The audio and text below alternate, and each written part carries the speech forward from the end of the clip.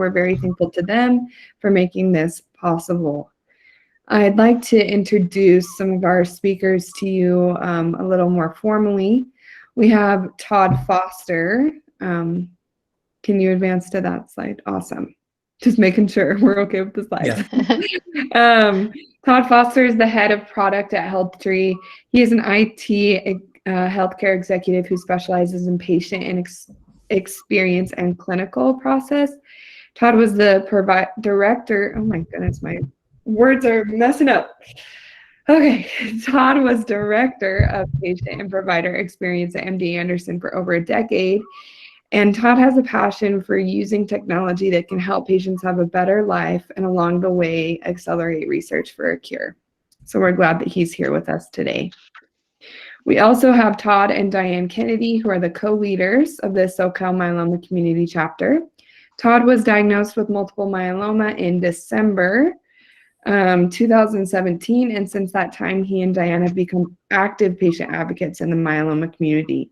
They're myeloma coaches with HealthTree and for newly diagnosed patients at City of Hope, where Todd gets his treatment.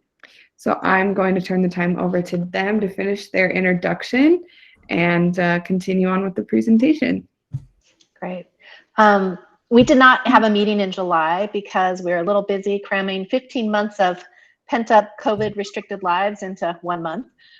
We spent 2 weeks in Kauai. The bottom picture on the left shows us hiking the Kalawao Trail with our sons, something we've done for over 18 years with them. And while we may be older and slower, and Todd has a cancer diagnosis now, we hiked further than we ever have, past the beach and along the river. So take that, multiple myeloma. And then 2 days after we got home from Hawaii, we left for Utah for the Myeloma Coach Summit. That's that middle picture, and we're going to talk about that in a little bit. And then 4 days after we got home from Utah, we went to June Lake, where our oldest son had planned a surprise wedding proposal to his darling girlfriend. So yay, after all these years, we finally added a daughter into our family in July also. So I told you it was a busy month. So sorry this introduction's a little long and we're showing so many personal photos, but I know we have some newly diagnosed patients and care partners on this call. I want to show you what 3.5 years post-diagnosis looks for us. And I know we have many other people on this call who are multiple myeloma patients and who have the same experience and are out having fun, giving back, and celebrating life. So that's a good way to start the meeting. And Todd, if you want to take over with the agenda. Awesome. Thanks, Diane. And that was a busy month. It's great to be back with you all, though, on this call tonight. And we're so happy to see your familiar faces and some new faces as well. And it's just nice to come together as a Southern California myeloma community. So here's our agenda. First, we're going to spend a few minutes welcoming new attendees, and also take a few minutes to maybe, if you have any milestones of your own that you want to share that we didn't get to in the couple minutes before we actually started, we'll spend a few minutes on that. And then we'll also get to know each other with a few simple polling questions. And then the coaches are going to share some of their personal highlights from that Myeloma Coach Summit that Diane just referenced.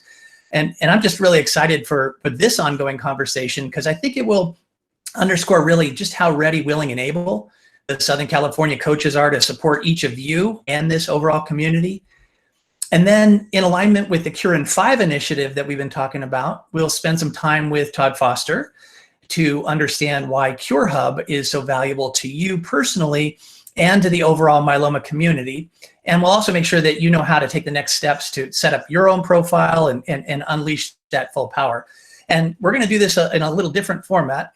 We're going to do a live demo with my personal profile, and that'll be a way to show you how I use that as the cornerstone for my conversations with my treatment team. And you know, a lot of times people are a little nervous about sharing their information. I'm way over that. You know, you're going to get to know me as a person, but also you're going to get to know me as a myeloma, bunch of labs and treatment options and things like that. And you know, that's fine by me. If more people hear my data, see my data, and hear my story, and maybe that helps people and helps cures come sooner, that's a good thing. And I hope that you might share some of those sentiments too.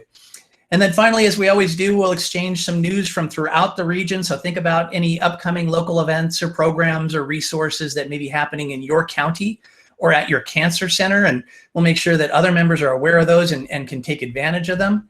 And then finally, at about the final 10 minutes, we'll turn off the recording and have a virtual mingle, kind of just like if it was a live event as we're leaving the event, you know, and you want to talk to somebody, feel free to do that during this time.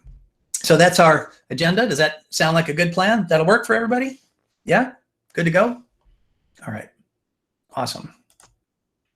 All right. So why don't we do that right now? Get to know some of the members. I'm going to turn this off on sharing so I can see all the tiled images there and people that we see on the screen. And Audrey showed how to kind of set your tiling up so you can see other people just as if we're in a live meeting room. That's the power of technology, which is pretty cool. And I'm looking across the list of faces there. Anybody either want to raise your hand digitally by clicking on that button or just wave at the screen to let us know that you're new to joining this SoCal chapter, that this is your first time logging in and joining us. Anyone? Jeff, you're new. You're not new to Myeloma Crowd and HealthTree, but this is your first time joining us as a SoCal community. That's great. We're glad you're here. I'm glad. Fitz, I see you giving the thumbs up. Glad you're here, my friend. Love doing myeloma with you, sir. Me too, buddy. Not a club we want to be in, but we're making the most of it, aren't we? If you're going to be in it, you might as well max it out. Awesome.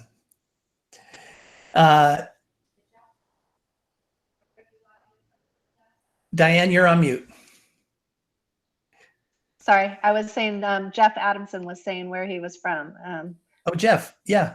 Yep. I'm from Connecticut, so it's kind of past my bedtime, but I wanted to see how you guys ran your group out there because I want to do the same thing out here in the Northeast.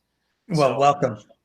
Thank you. It's really a pleasure to be here and to see you guys again virtually. It was Yeah. such a great time meeting you guys and being with you for those 4 days in Utah.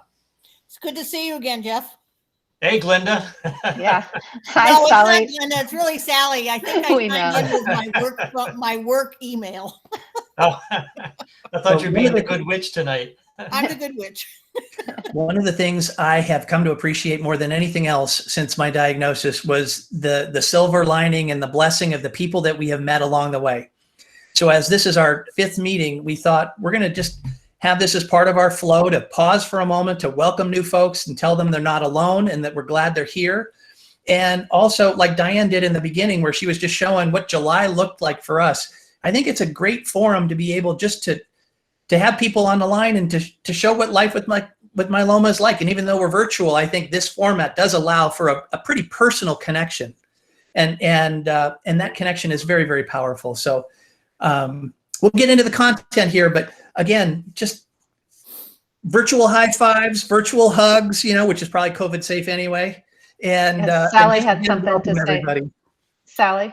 I just wanted to welcome several of my coachees from Michigan and Nebraska, and they're on here as well. So Awesome.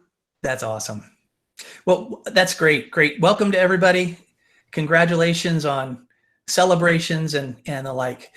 So let's get to know each other a little bit more, and we'll do that through a little bit of polling because there are some new people and then we have some others that are tenured and veterans in myeloma. So Audrey and Diane, can you help each other understand who's on the call tonight? Sure. You want to pull up the screen again? Oh, yes. Sorry. That would be great. It's Well, on see, my this- screen. Yeah, this is a It's just test. not on your screen. Todd, how many logins do you have on this He's call? got every spare 3. computer and iPad he can find in the house. He could land That's planes, not I think, up true. in It's his 3. office. He's got more screens going. That's not true. It's just 3. Hang on. It's starting to share All right. And then in Audrey theory. will walk us through how to do the polling.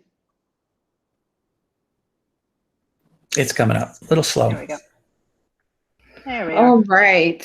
So In order There you go. to, there we go.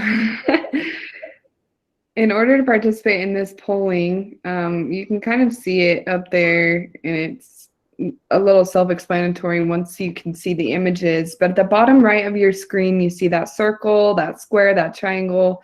If you hover over it, I think it says activities. If you click on that and then click on polls within that list, you should be able to see this first poll that was launched that says, when were you or your loved one diagnosed? And then you'll be able to take that poll. And we're going to be launching these first two, which are when were you and your loved one diagnosed? And then we'll also be launching what is the status of your disease? And for those of you who are watching the recording and might not be able to see this live, Diane will be keeping you updated as we get more and more votes. If for some reason you're not able to access the polls, feel free to use the chat. The different options about when you, and just tell us when were you or your loved one diagnosed and what is the status of your disease: smoldering, newly diagnosed, in remission on treatment, in remission not on treatment, relapse refractory on treatment, relapse refractory not on treatment. And once we get these in, we'll launch a couple more questions, but they're just ways to get to know you. It looks like we have the majority of people are in the 1 to 4 year group, with seven in that group. Then we have another additional 3 in the 5 to 10, and then 1 person in the 10 plus years. So yay. And then as far as the status of disease, the majority are in remission on treatment. We have 8 in that group. We have relapse refractory on treatment and relapse refractory not on treatment also. And we're kind of adding to those, but still in remission on treatment is the most common, and 1 to 4 years is the most common answer, just for where people are. But we have outliers on all of those other areas. I'm going to go ahead and advance to the next poll taking and the next slide, Todd. Okay. We have a couple additional ones that we want to do this time. We're trying to get a scope of what is your genetic risk profile, and that should be from your FISH report. So you can see there, the various categories that kind of fall into standard, intermediate, and high risk, or not sure. It looks like more standard is coming in, which is great. And then we have an intermediate and high risk, and no not sures at this point. And then for HealthTree or CureHub, that's a combination of HealthTree and CureHub. Do you have a CureHub account? We're just trying to get an idea from people on how many people on this call already have a CureHub account. And wow, that's awesome. We have 10 people with a yes, no there, but that's great to know as we're moving forward. If you happen to not know your FISH report and your genetic risk profile, we would really encourage everyone to find that information out in time for our September meeting. And Todd will get into more about that. It's important for you to know in general, but in particular, it will be helpful in prepping for our September meeting. And there might be some cases where you're either in remission and unable to get genetic testing done at this time. You might be newly diagnosed and your myeloma is not progressed enough to know your genetic test, your results. So we understand that you might not know because it's not possible, but if you aren't sure whether or not your oncologist did a FISH test or something like that, make sure to reach out. You can call the office and ask, and knowing that is really important, especially for the sessions they have coming up. So I just wanted to add to that. Awesome. Yeah, thank you for participating. It's nice we got a good mix of people across the landscape, and I think those polls are helpful to kind of know who's on the call each month. So why don't we shift gears and talk a little bit about that Myeloma Coach Summit, because I think there's definitely some pearls that came out of that meeting and some ways that will integrate the coaching program with what we're trying to do here as a Southern California community. So Diane, you want to Take us through some of that. In July, as we mentioned, we had the Myeloma Crowd held its annual Coaches Summit in Park City, Utah. And it was a full 3-4 day event that was held in person with all vaccinated people, or some people also joined virtually. And when I say full day, I think anyone had attended can attest to that. When we made it back to our room at 9 p.m. after the evening events, we were exhausted, our brains hurt, our bodies were tired from sitting all day. But I know in the case, at least for Todd and I, our hearts were truly full of hope.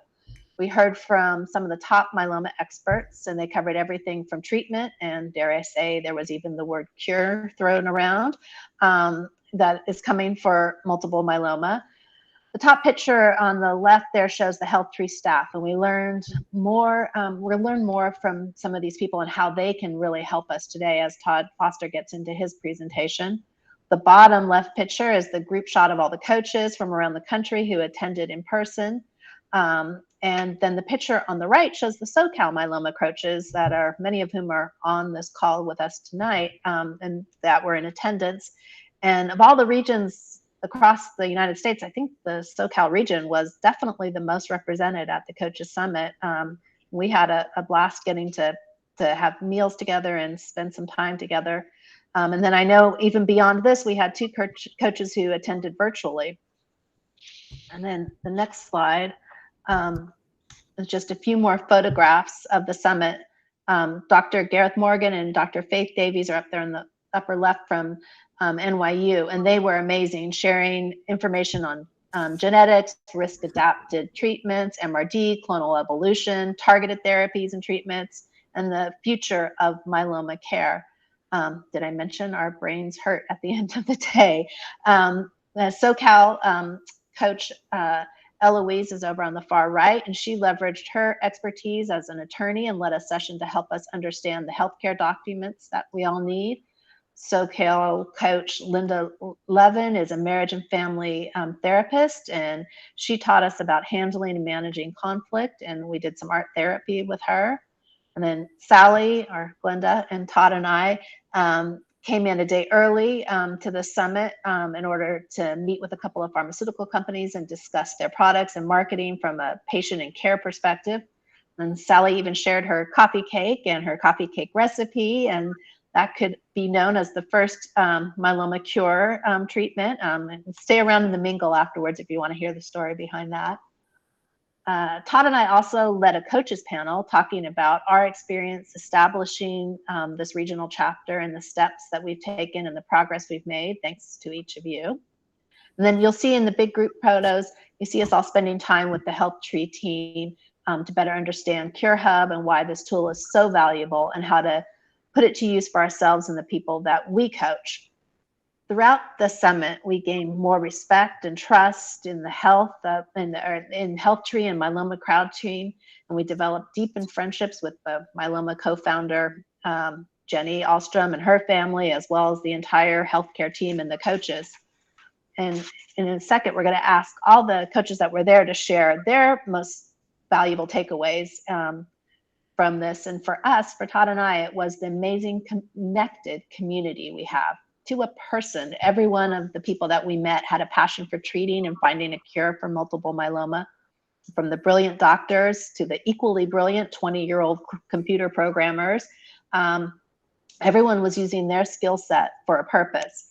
And they were willing to help. There were no egos, no agenda. The doctors that are shown there, they were taking questions during their presentation, as Todd and Jeff can attest to, that some of their answers were great. And it wasn't a call my office on Monday and we'll see you and see if you take my insurance, and then maybe 4 months from now you see their PA. It was, really sitting down and talking with us in the moment. And the same thing with the programmers and offering the suggestions for our 55-year-old plus brains on, what would work better for us and how to help CureHub and understand the areas that we had never understood before. But beyond those experts, every person in the room, all the patients and the care partners, had a wealth of valuable information to share. Their experience on various drugs, on handling different side effects, their different doctors. From this vast group, we had access to firsthand knowledge of top cancer centers from across the United States. And if anything, we truly felt that we were not alone. The summit really reinforced the value of a connected myeloma community. Yeah, thanks, Diane. I totally agree with all of those things. And one of the additional takeaways too was, again, that connected aspect among the myeloma community. And then I walked out of there with just on fire to do more for others, especially in Southern California. And it kind of just really struck home again. Some of those statistics we reviewed at previous meetings, it said that there's about 10,000 myeloma patients in the Southern California area. Yet the vast majority, and I'm talking vast majority, are not connected. And when you join these meetings and you get to meet these people and we work and support each other, the benefit, it just makes you want to really try and bring people in and help them out. And I think, we all win in that scenario. So let's take a moment to we have some of the coaches that were there on the line, and maybe you can share some of your thoughts on what you took out of it. How about you, Darlene? You want to make a comment or two, or start with you? Sure. Yeah, I agree totally with Todd and Diane were saying about the community and the connection we had, meeting all the new coaches that we had compared to what we had in 2 years ago. It was just heartwarming, and to see some of the coaches we had 2 years ago come back looking healthier than they did when they were previously when we saw them. The other one that I took was the 2 top myeloma specialists that spoke, because you're able to talk to them one-on-one. They didn't dismiss you. They were there to talk to you. I was able to speak to Dr. Davies about MGUS, and she gave me valuable information with that. So there was just so much, and like Diane said, our brains hurt after a while, to take in everything that we learned and the notes we took. Is just the value of HealthTree is just wonderful. Well, that's what my takeaway is. Thanks, Darlene. Awesome. Who wants to go next? I see Sally, and I know we've got. Hello. Yeah. Awesome. I can agree with Diane and what Darlene and Diane said, but one of the things that really struck me is how big the HealthTree support staff is.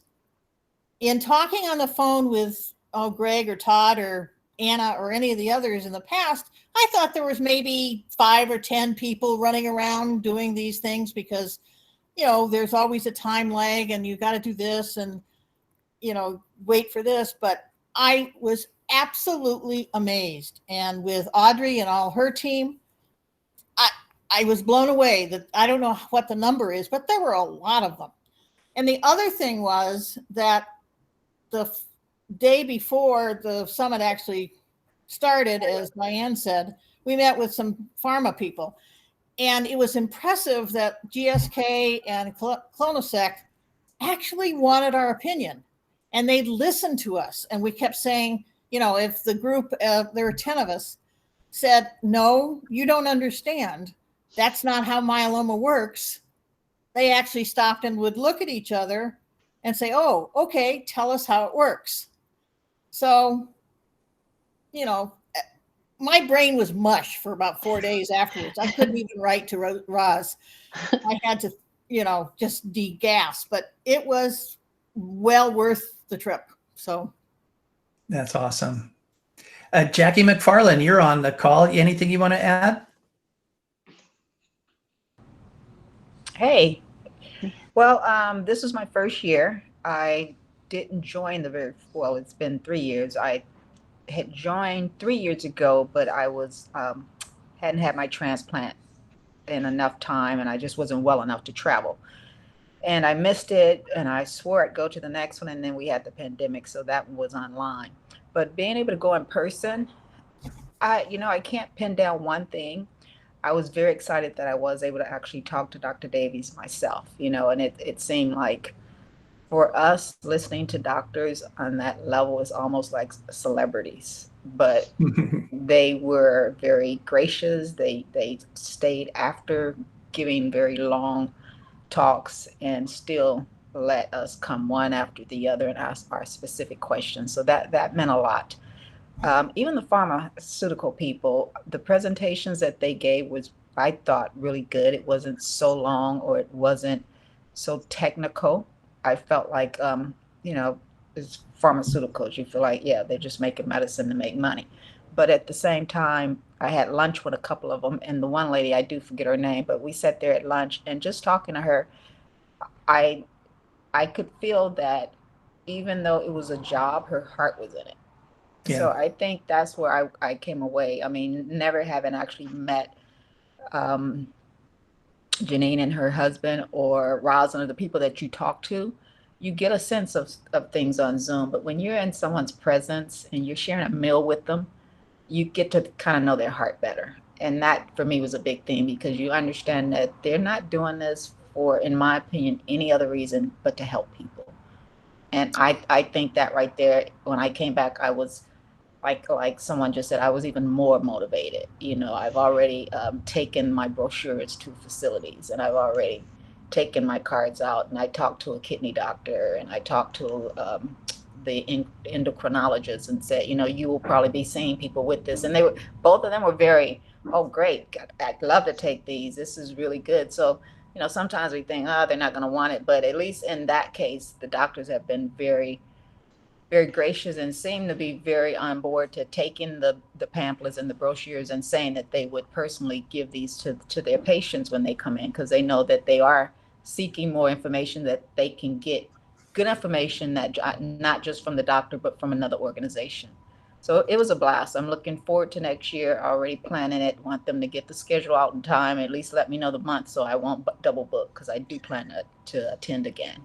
Yeah, we told our son no weddings during the end of July because we want to be there. Exactly. And Jackie, that's one of the reasons we were spending time during this call to share these little stories, because not everybody had the ability from a schedule perspective or whatever reason to attend. But by hearing the takeaways, our hope is that you will appreciate what you just said about their hearts and their motivation, because when you're in a disease like this, that's really important to understand. What is the motivation behind the people that you want to trust your time with, your resources and things? And that, like you just said, was, I think, one of the most powerful takeaways, not just even Myeloma Crowd and HealthTree team, but some of the other partners and then the experts as well. The other thing I thought was really important that I've heard a number of times too is Darlene's from Las Vegas. Jackie is from up in the Los Angeles area and getting her care at UCLA. Sally's up in Santa Barbara County. One of the things we're trying to do with the coach program is to have a geographic presence by coaches, so that if you're in that area, you've got a local coach too that you can turn to for understanding on what's going on in my county. And if I need additional, Jackie, you had mentioned a kidney doctor. If you need a good kidney doctor in the LA area, Jackie might be a good referral source for you. And that's what we're trying to build up as far as this intersection between our broader community, but also really tapping into the expertise of the various counties and cancer centers within our Southern California geography. So I've heard some of that too. And I think we have Jackie Sarlett on the line too, and you, I think, joined, and I think Cindy Brown, you joined virtually for some of the presentations. Anything you'd like to add regarding the conference or coaching or?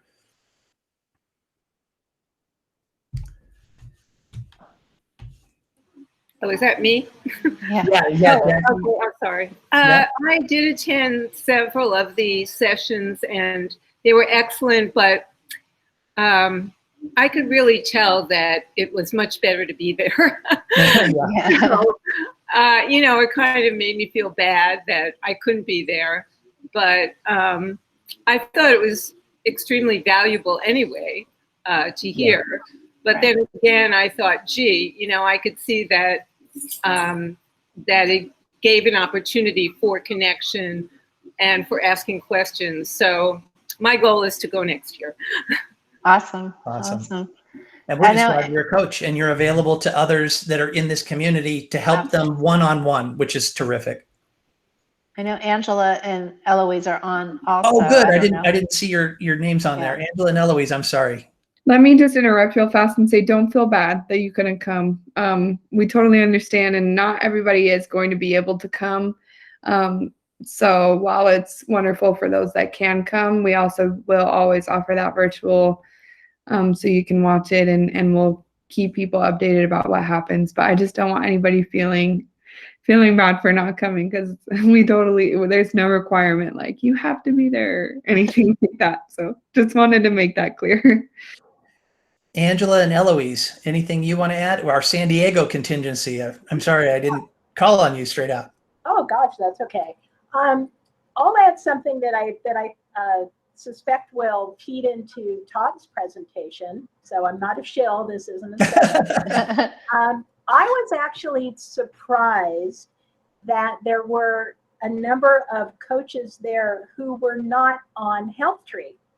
That really surprised me, because my initial introduction to HealthTree or to Myeloma Crowd was through HealthTree. So to me, that was like the obvious thing, and it was I don't want this to sound like a criticism, but I was sort of like, wait a minute, how can they not be on HealthTree? And there were a couple of people that, and this was very few, but still a substantial enough number that I noticed it. And one of the things that was when there were the more technical presentations about HealthTree itself, was the big focus on security and privacy and all of that, that is so important. That's such an important message for us to get out to both attendees of this program tonight and just in general. Because of all the people who you would think would be in HealthTree, it would be all 100% of the coaches. And really, to a person, everybody said, oh, I have to do it, I have to do it.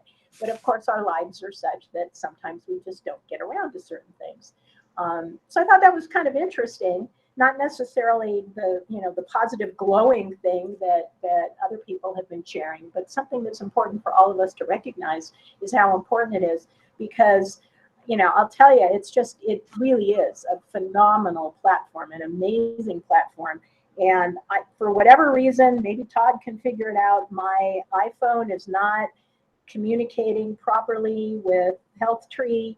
And I sent a message to them the other day, and nobody could figure out why. And within a half an hour, they had accessed my portal at my doctor's, and just manually, without my even having to do a printout and send it up, they got it all straightened out. So we still don't know why my iPhone isn't updating properly, but the level of help, and I'm able to look at this, and I just love looking. I'm a data person, and I love looking at the printout and seeing how everything adjusts based on my meds and such. So well, and you're the 10+ years survivor too, so it's 10+. It's important that you have a lot of data to look at. So it's important that it's in there, and that's awesome. Right. I think you bring up a good point too, in that I think one of the things that as coaches in Southern California we've agreed to is to have our HealthTree Cure Hub accounts up to date, and also then be able to coach people one-on-one on why it's important and how to do it and how you can put it to your best benefit. So that's great. Darlene, I see you have your hand raised.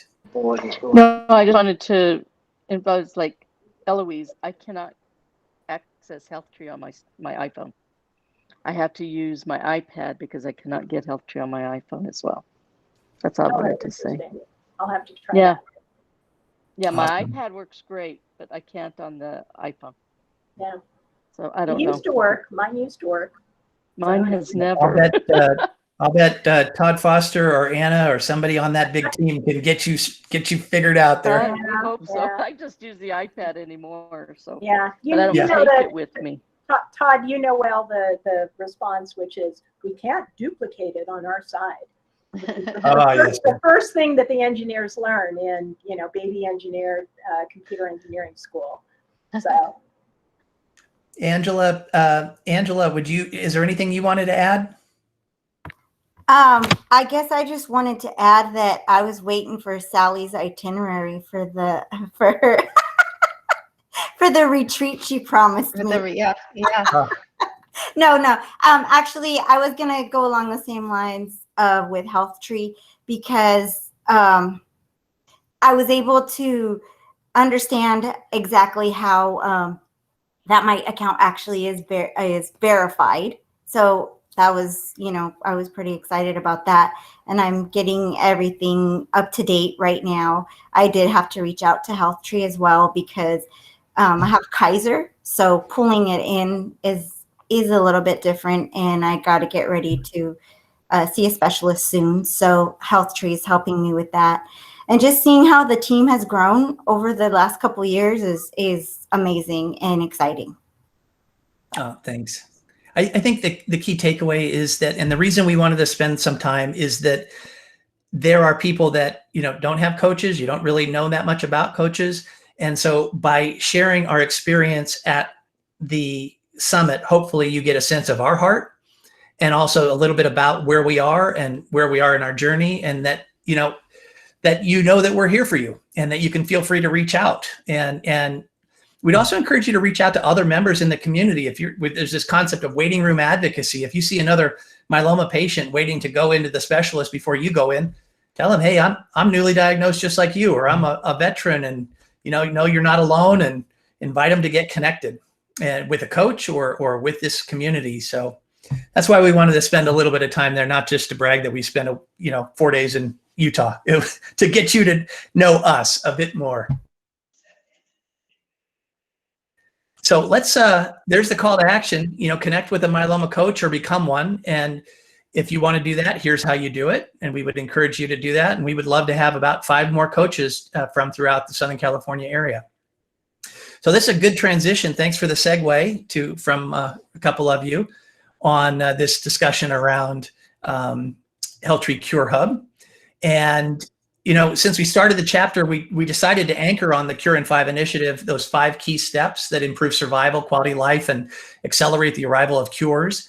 And we really made significant progress, I think, towards step 1 in building and growing this community. We have over 200 members in the community, and it's growing every month. So thanks to all of you for attending and inviting other myeloma patients and care partners.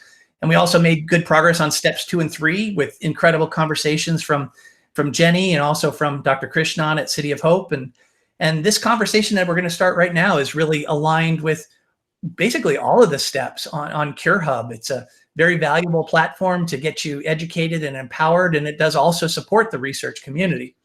So with that, Todd, you want to take just a couple minutes, literally like 2 minutes or so, to hit on this slide, and then we'll jump straight into the live demo. Yep, I'd love to. And just real quick about coach. Well, we just left the coach section, but we have about 120 coaches that are coaching over 500 patients right now. So if we can build those coaches and get the help out there, that would be great. So Cure Hub. So a point of clarification. HealthTree and Cure Hub can get confusing. What is now called Cure Hub used to be called HealthTree. So when a lot of you talk about HealthTree, I think you're meaning what we've now named Cure Hub, and that's the software program that we're going to be showing you. So just a quick note there that we've renamed that to Cure Hub, and the overall foundation's name now is HealthTree Foundation. And like you can see on the slide, there's about 384 registered patients in Southern California within the Cure Hub system. We'll be showing that to you, but you can enter a lot of your medical information in there. And then we do have 2 doctors on staff that will review that with your medical record and verify that the information entered into the system is accurate. And that's important because some of the information it gives back to you is based on your medical record that's in the system. So it's important that it's validated and that both of us know that it's accurate. How's that? That quick enough, Todd? That works. I think, you know what? It'll all come to life when we start a demo. So yep. So let me do that. Fire this up here. Todd, did you want me? Yeah, go ahead. While I'm switching gears, you show the quick video from Jenny.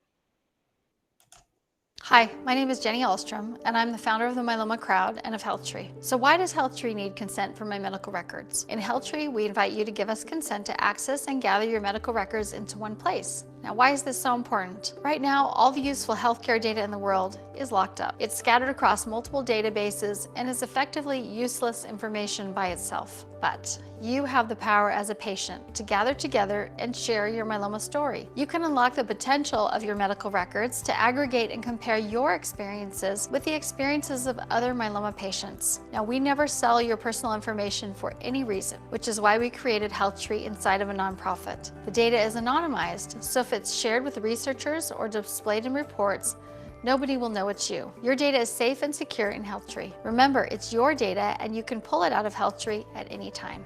The first step is to sign the consent forms below. You can provide HealthTree consent to access your paper medical record, your online electronic health record in your portal, or both. Our data validation team will double check your prior therapies, the myeloma medications you received, and the dates you received them. We'll check to see if you had high-risk lab values at diagnosis and enter those for you as well. We can also help you enter your myeloma markers at key points in time so you can track your treatments against your outcomes to know how well a treatment worked. We can also help you enter your myeloma genetics, which can be really confusing but are very important. After we've entered some information for you, we'll call you to validate your profile. And why do we have to call you? Because putting together the whole story of your myeloma is a little bit like putting together a puzzle. One piece of the puzzle is in your head, one is in your online portal, and another is in your paper chart. And only with all the pieces of the puzzle do we get a complete picture of your myeloma journey. Many patients that had treatment a long time ago can't remember what they received for treatment, and sometimes we've found that the medical record could be wrong, or the online portal is missing key information. That's why we put together 3 sources of information to get the whole accurate picture. Once you have a validated profile with accurate information, you can find personally relevant treatment options, clinical trials you're eligible to join. You can join studies like the COVID-19 study. You can find your myeloma twin, and in the future, you'll be ready to use HealthTree to get a second opinion. Curing this disease and selecting the best treatments for each patient depends on your accurate, up-to-date, and comprehensive myeloma information. So please sign the consents and let's cure this disease together.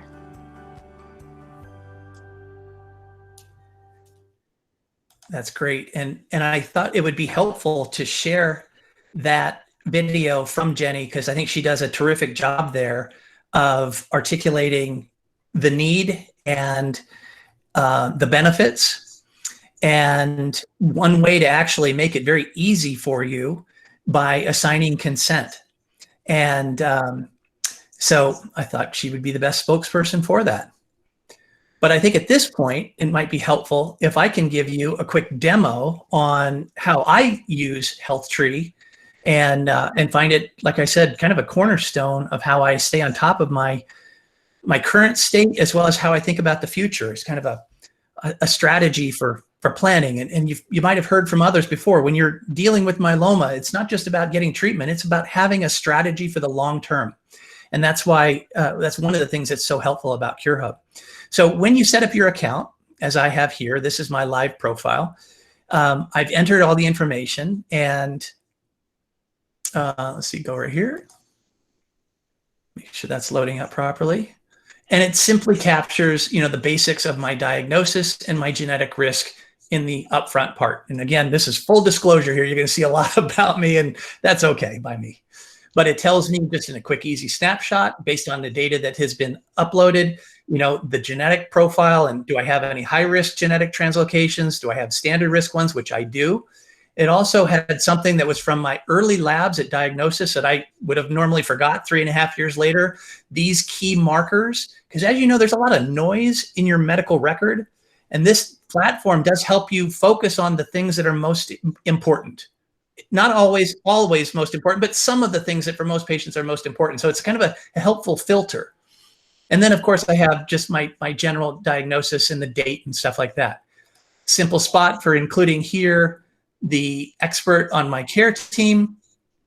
The next one is data I entered regarding some important information on health conditions and fitness level. The reason that this is in here, and it's not a whole lot of information, but this is part of the engine that does drive some of the treatment options that will be recommended that I'll show you in just a moment. So having this simple information is helpful in driving towards treatment decisions that you might want to consider and discuss with your doctor.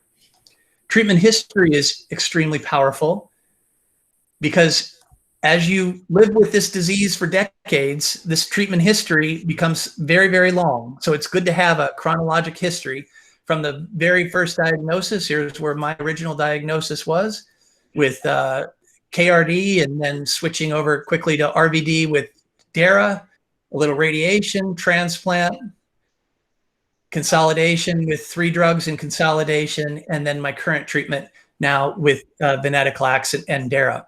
So all right there. Another thing, though, that's useful here that would not necessarily be in your medical record as easily obtainable is you have the ability then to capture in this treatment what side effects you had at each stage in the game, which is really quite important when you're having a conversation maybe years from now and somebody's saying, well, were you really refractory to POM?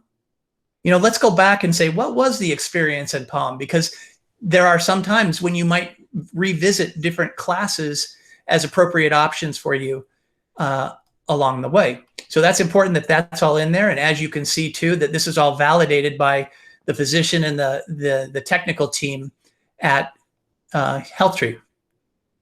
Labs is, of course, a huge, huge data set. And the HealthTree team can help you. You can enter this information manually, or they can help load it in for you. But in this example, I think it's powerful to see that whereas you can look at your labs in your EHR, or you maybe printed it or something like that from a lab report. But what this does very powerfully is it's an intersection of your treatment, which you see up here in my case, and what the results were. Oftentimes, if you're trying to keep that on track of that, there's a disconnect. You'll remember I was on these things, but what were the results?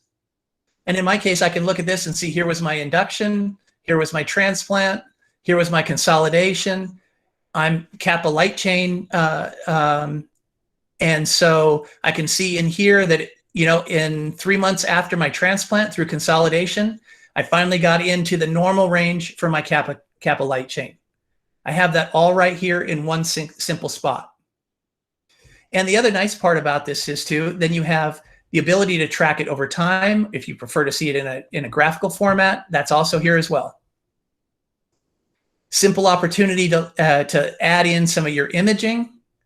And then I know a lot of people do have questions on genetics. This is a very useful service that the Cure Hub team provides, is that you can upload your records and they can get it in here, because there's a lot of information in those genetic reports, and you sometimes don't know what is the most important stuff that I should be clearly aware of and be able to discuss with my care team down the road. And in this case, again, all validated, all of my information is in there. And plus, there's often links regarding what do these results mean? So I could go and get the HealthTree University video that links back to that information. Full health profile is the next part. This is where you put in information like demographics, lifestyle, family history. And this is very good for the researchers too, to cross-reference your treatment and some additional criteria that helps them get a full picture of you as a myeloma patient, not just the specifics of your myeloma, but your full health history. And that does help accelerate the research protocol agenda. And then this is a very valuable piece.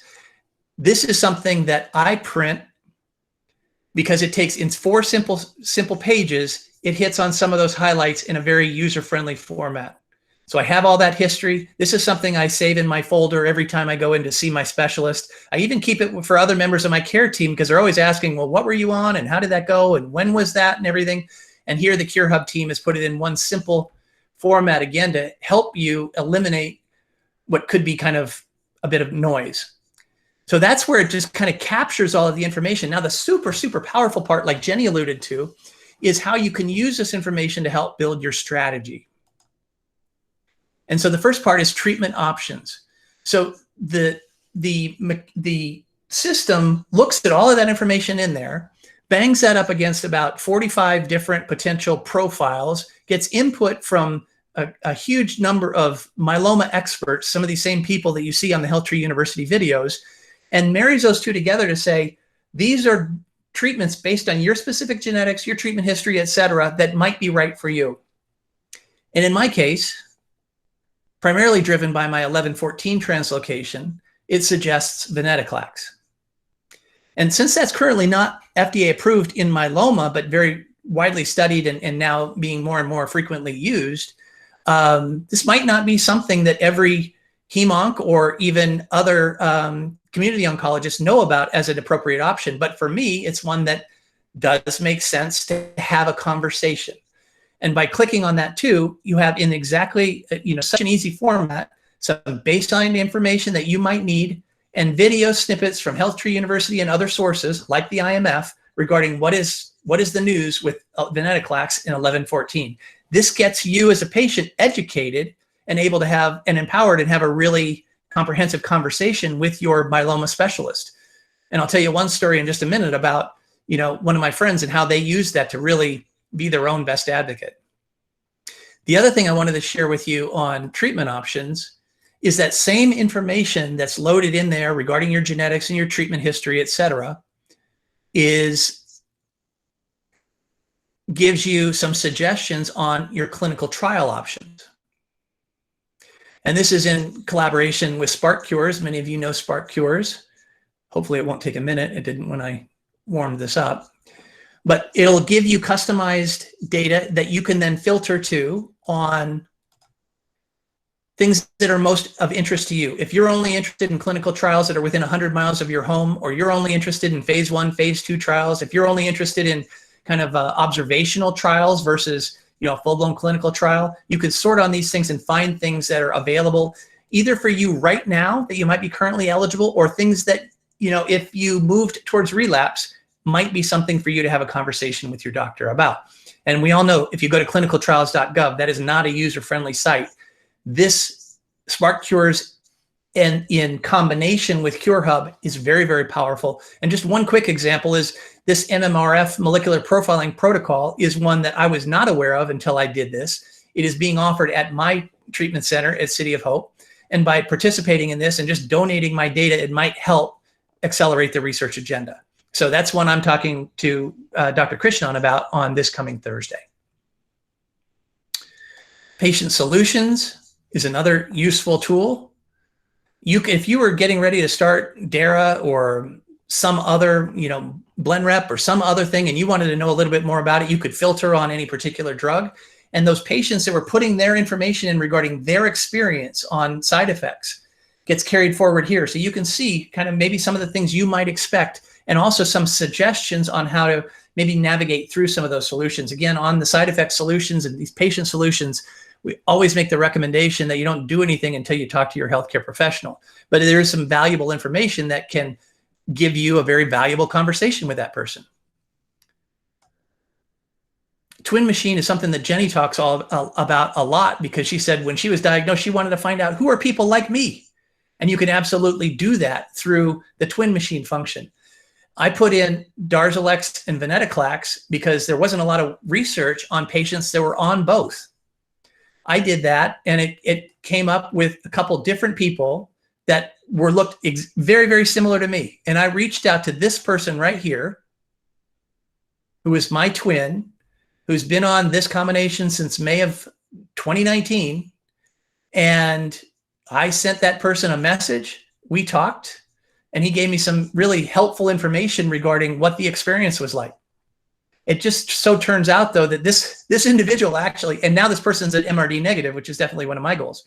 But this person actually turned out coincidentally to be another coach on the East Coast, and shared not only his personal experience with this, which helped me, but shared his story and the power of the twin machine, because his data that was in here told him one of his treatment options was venetoclax, and it was this particular person that initiated the conversation with their expert and said, "What do you think about venetoclax?" And that doctor actually said, "It's not approved for myeloma." And he said, "Yeah, but let's talk about the research around its use in myeloma," and ultimately started the treatment because he was an educated and empowered patient. So I love that story because it was personally helpful, but it also speaks to the power of this thing. There's community forums in here. I think these are perhaps, I would argue that maybe a little bit better than a Facebook forum, where you've got all sorts of different topics that could be of value to you. One of them is taking a little bit of time, building your healthcare team as an example. And you see there's suggestions even from Coach Sally, who's on the call with us tonight as well. And then there's great resources under the Myeloma Help, of course, HealthTree University, and then Accelerate Research.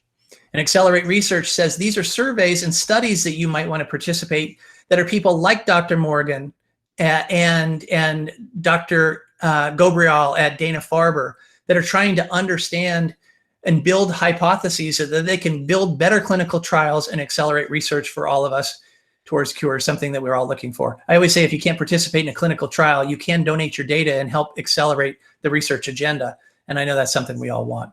So I hope, that's a little bit of a deep dive as quickly as I possibly can, but I hope that gives you an insight regarding the power of CureHub and how I use it to accelerate research and my own strategy. Is that helpful? Yes? No?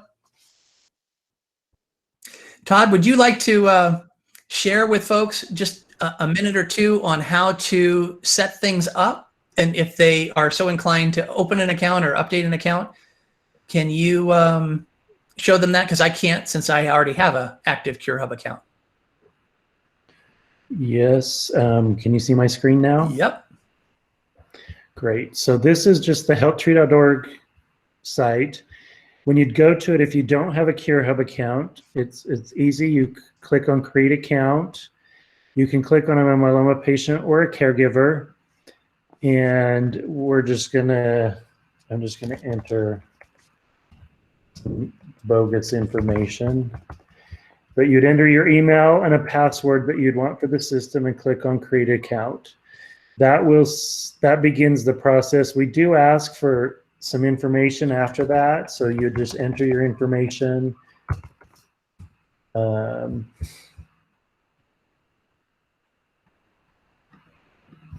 just going to enter this real quick. And you don't have to enter the caregiver info here if you don't want to. You can save and continue that. That will take you into CureHub, except it's going to look a little bit different than Todd's screen did because Todd has completed his onboarding process. So we've tried to make it simple to enter all of that information that Todd showed at the beginning, your diagnosis and your team and all that stuff. We call that your story. That's your story. And so we try to have you start on one. When you complete it and come back, it'll have a check mark in your profile, and the start will change to an edit button if you wanted to change that. And you just work your way down through each of these until you complete them all. Once you complete all that, then this onboarding part disappears. You have these tiles, and you'll have a left-hand navigation that you saw on the demo that Todd gave you. So hopefully not too complicated. But that's what, if you're creating a new account, that's how it works and what the screen will look like. Thanks, Todd. And I think the other point I wanted to just make too is that that is simple to set up an account. But the reason we started with Jenny was not only to sell it in, but also to tell you how to assign your consent and to give that consent for your records, because that will make life a heck of a lot easier and allow them to update it on a regular basis for you. So hopefully that's helpful, and I'm going to share my screen again. Yeah, real quick while Todd's sharing, just to reiterate that point of consent. A lot of people like to fill out the information themselves, but many people get very confused by it and find it very difficult. So like Todd was saying, if you sign the consent, we will request your medical records, your paper medical records, and like I said, the doctors we have on staff will enter that into your profile for you. And then once it's there, we shred all the paper records. We don't keep them. But so yeah, we have plenty of staff here to help you complete your profile if you prefer, help and not doing it yourself. And I think that's a great segue for this slide, that there's great support. And Eloise spoke to that, and Sally has spoke to that as well. And I can also attest to it. And one of the things too, when I asked Todd, told Todd we were going to do this topic tonight, I said, hey, can we make sure that the people that are on here, if they want to build an account, that they've got access to whatever they need to set it all up, and they committed to doing that. So So you got everything you need to set this up, and hopefully we've made the case on why there's value in doing so. And then you also have the myeloma coaches that you can reach out to for additional support. All right. So let me see if I can get this to forward. You're on mute, Diane. You're on mute. Sorry. All of these slides will be sent tomorrow to everyone, so you'll have these numbers and everything to access. Now, once again, it's frozen on the slide, so give me 1 second to try and share it again.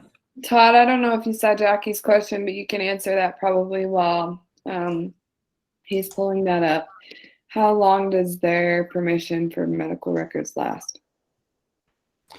How long does it last in the system? How long does your permission for medical records last? Oh, yeah. That's a good question. I haven't thought about this for a while. It remains active unless you go back into the system and remove the consent. So hopefully that makes sense, Jackie. It's there and it continues being active. So, you know, if we want to revalidate your account after a year and update any of your information, the consent is still active a year later for us to get those medical records and update your account for you. If you go in and remove or delete the consent, then obviously it's gone at that point. And we also have Cassandra here from the patient experience team.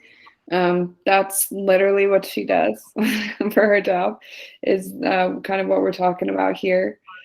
So Cassandra, I don't know if you have anything that you want to add. I don't mean to put you on the spot, but do you have anything that you wanted to add?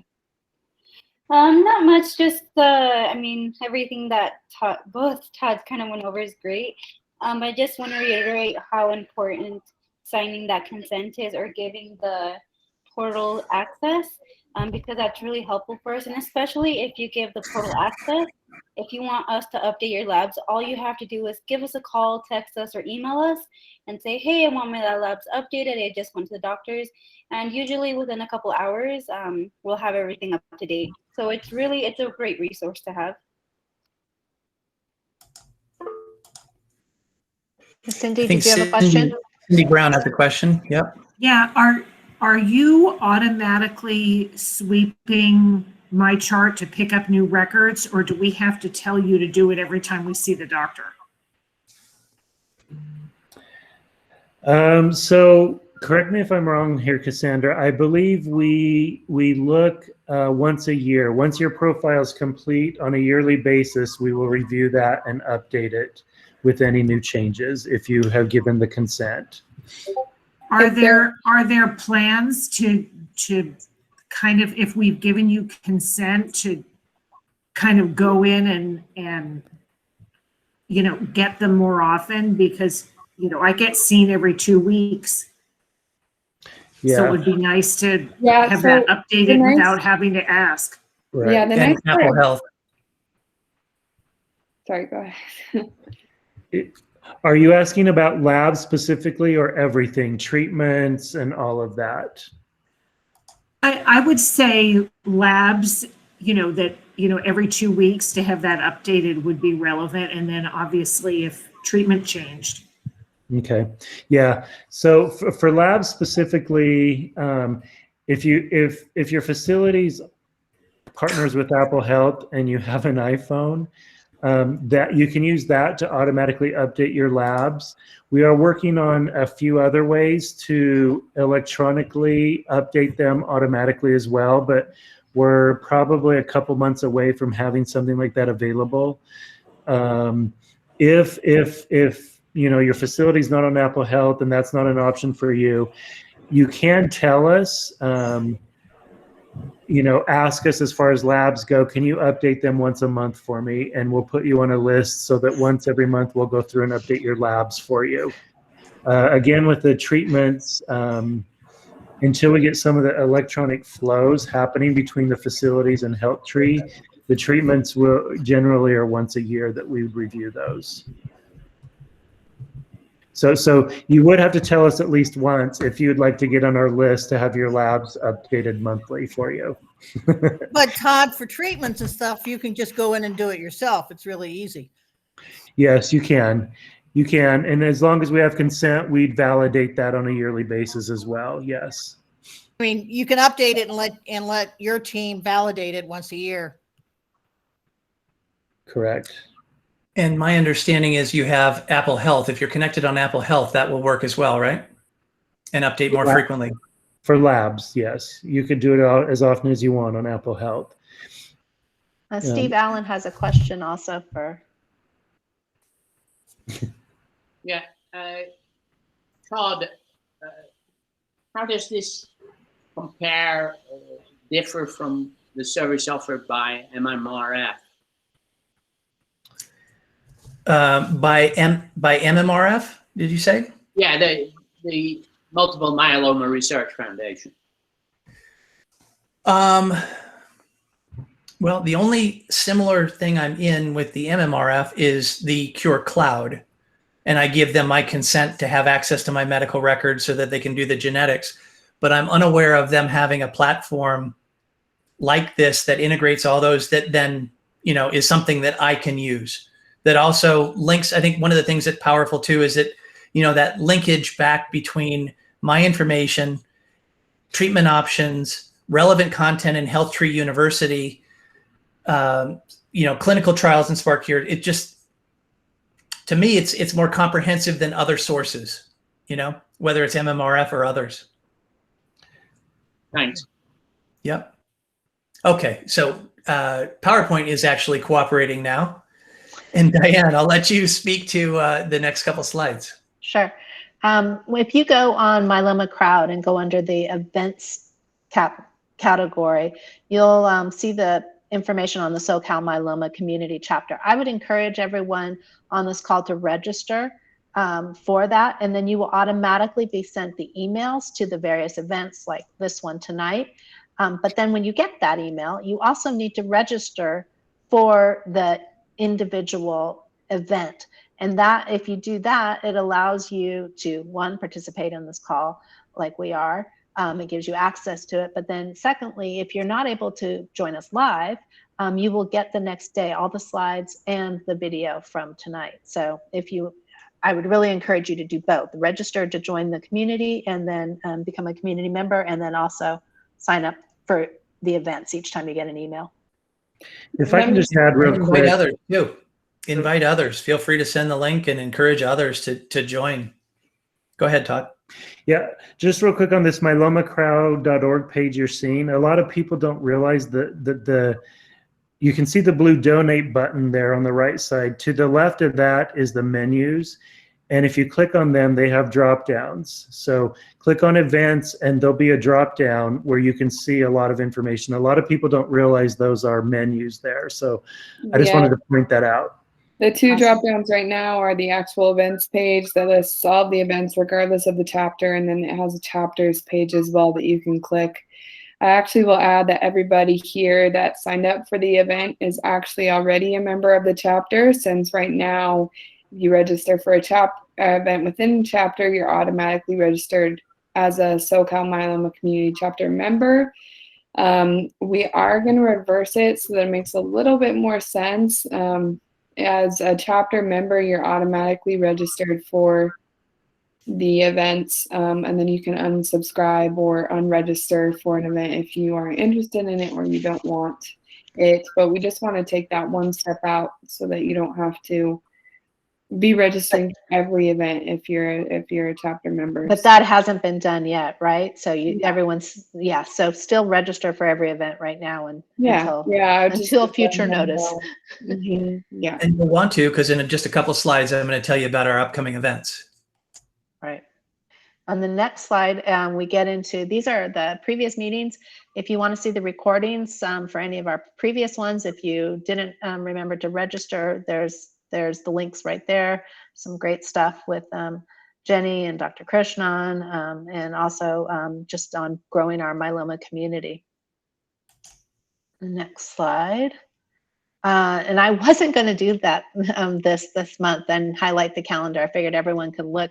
And then I looked at the calendar and said, oh man, there's some awesome things coming up. I want to make sure people know about it. So whether you're interested in learning more about MRD or navigating neuropathy, or they're joining the coach program. There's the exponential growth with the myeloma coach program. You can see all the various different classes. So again, if you go on Myeloma Crowd events, and then you click on the events, you can scroll down and look through all of these, and you'll be able to join any that seem interested. If you can't make it, again, if you register, you'll get the videos the next day. And this is a piece that Todd and I created, again, on the right, that will also be linked with these slides tomorrow. We added a line for our SoCal community. We added the SoCal community chapter, how to join there. So if you're sharing this with friends, doctor's office, infusion nurses, wherever you are, we encourage you to share this. You'll get the information on the key myeloma organizations that everyone can go to. They all have fabulous programs that you can check out, because we truly believe that knowledge is power, and empowered patients live longer. So we cannot stress the importance of being connected enough. So thanks, Diane. And that resource too, that is you're going to get a copy of that with the link to this recording, and it'll be an electronic copy. And if you were to share that with another myeloma patient or care partner, or with a member of your care team or your doctor's office, they can certainly use the paper copy. But if they were to share the digital copy, those links are live and would take you right where you needed to go for Myeloma Crowd, HealthTree, our group, or any of those other terrific organizations. So very powerful. At this point, we wanted to take just a couple minutes, like a minute or two, to say we open it up to see if there's anything that's happening in any part of the region that you think is particularly great. If there's an upcoming speaker program, if there's a patient assistance program that you participated in, an opportunity for fundraising or advocacy, anything that's happening in your local geography that you think others in our SoCal community should know about. This is a chance to get some of that news out. Is there anything anybody wants to share?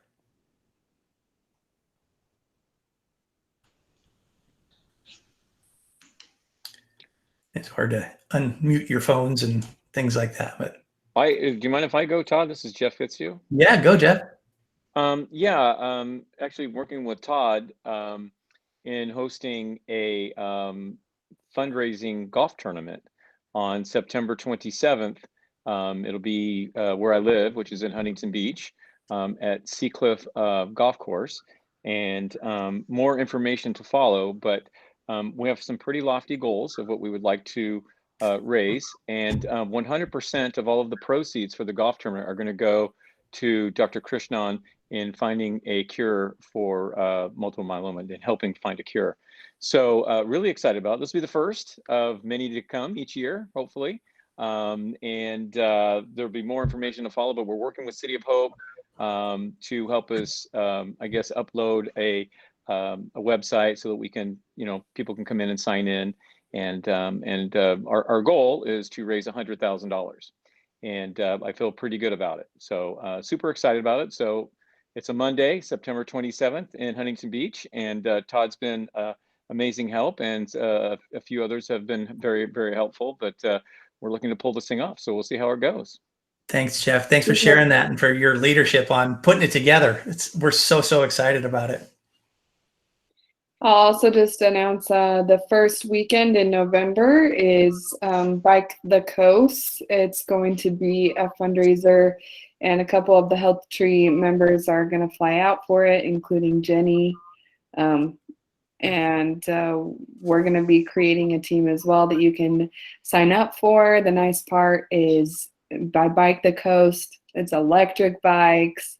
It's going as slow as you want. It's that little 1 mile biking. It's not anything intense, more just for the scenery and for the camaraderie of it all. So we'll keep you updated as that gets closer as well about how to sign up and get involved with that. And that's in the San Diego area. Awesome. I'm planning on being on that one on my electric bike. Awesome. All right. let's look forward to our next meeting. And one of the reasons that we said you might want to try and get up to speed on your genetic information is because we're going to have Dr. Asamakapoulos. Or something like that. Something like that. He doesn't take it personally, but he's brilliant, from UC San Diego. Many of you know him, and he's agreed to join us. And one of the reasons we asked him to join us was because when we were looking at the Cure Hub data, it said that understanding your genetics, what I need to know about the basics and what I need to do, are some of the things that people don't understand, the most. And this is one of the true experts in that, and he'll share his expertise in a very interactive Q&A session. And then coming up after that, that's in September. And then in October, we're thrilled to have Dr. Scott Goldsmith, who's just joined the City of Hope team in Duarte. Last week was his first official week. He's one of these, I think they call them myellennials, the younger myeloma specialists, that are really doing great things, and a ton of energy and great successes and great research that he's been involved with in St. Louis prior to coming to Duarte. So he's going to join him, and we'll welcome him and learn from him as well on October 12th. So that's what we've got for you today. If you've got questions or feedback, you can get back to Diane and I, or Audrey. And then Audrey, you want to thank our sponsors, and then we'll just hang on for a few more minutes to let people just chat as they feel so inclined. Of course. So just a final thank you to our sponsors: Bristol Myers Squibb, Amgen Oncology, Karyopharm Therapeutics, AbbVie Adaptive Biotechnologies, Genentech Oncopeptides, Takeda Oncology, and Sanofi, who is not listed but is a new sponsor. Mm-hmm. And I'll thank Audrey and Cassandra and my brother Todd Foster, for joining us today, and thank all of you for joining us and for and being an active part of this myeloma community here in Southern California.